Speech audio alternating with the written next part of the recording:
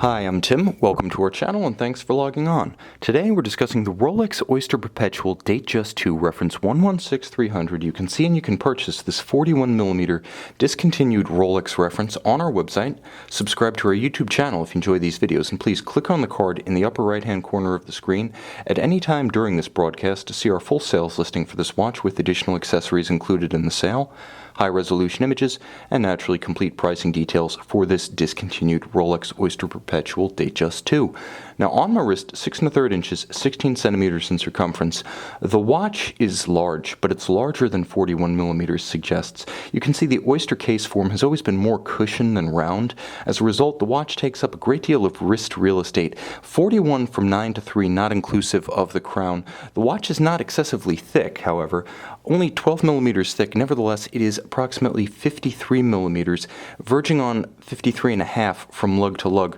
The watch has impressive span across the wrist, and because of the oyster lug profile, it is broad. It's broad at extremity. It never fully tapers off. So if you want to think about the fit and the feel of this watch, think more 43, 44mm watch and you'll get the general idea.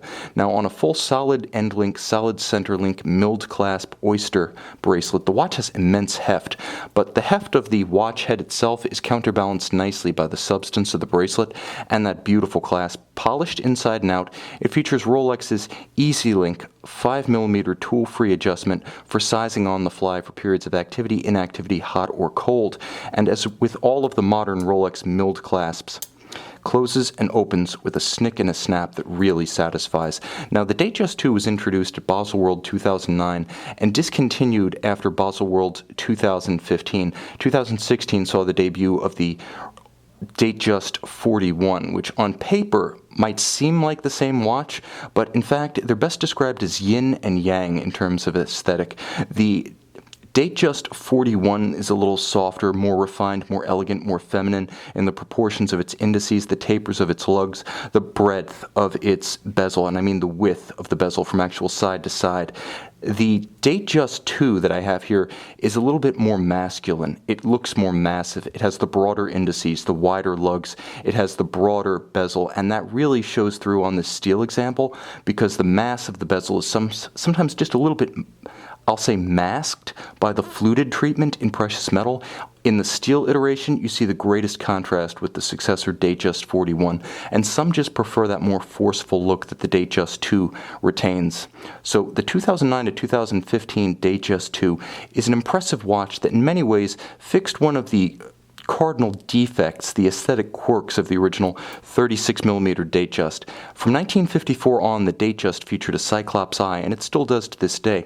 On the 36mm case, the dial winds up seeming a little crowded, dominated by that magnifier. On the 41, it has more room to extend out and breathe, and one of the advantages of the larger indices of the Datejust II over the Datejust 41 is that when they are luminescent, as in this model, they provide considerably more legibility at night. Far more powerful with broader swaths of luminova. The Datejust II is easier to read than its finer successor. Mechanically, this watch features the Rolex caliber 3136, which is essentially a 3135, correctly sized for the larger case. Now it has a twin lock crown screw down, and basically imbuing the watch with sports watch water resistance. 100 meters can be sufficient for everything but professional diving, so you don't need to hesitate to take this one in the water if you screw down the crown. Now the watch is automatic winding smooth in both directions per Rolex precedent. You can't feel rotor wobble and you can hardly hear it. The watch has approximately a 48-hour power reserve. It does feature hacking seconds, so you can stop the seconds when you pull the crown, synchronized to a reference time, and there is a quick set for the date. The 48-hour power reserve is channeled through a free-sprung balance architecture mounted on a full dual-anchored balance bridge, so it has robust resistance to shock and vibration-induced timing deviation. It also features a Breguet overcoil hairspring in parachrom bleu, the overcoil providing concentric beating in any position for resistance to gravity or position-induced timing deviation. The parachrom bleu alloy basically imbuing the watch with a much higher threshold of magnetic resistance than you'll find in the standard ISO 764 anti-magnetic watch criteria. Of course, everything inside and without the watch is manufactured in-house right down to the actual hands and indices themselves. So when you buy a Rolex, you're buying a Rolex that is all Rolex. You can see and you can purchase this discontinued stainless steel Oyster Perpetual Datejust II on our website.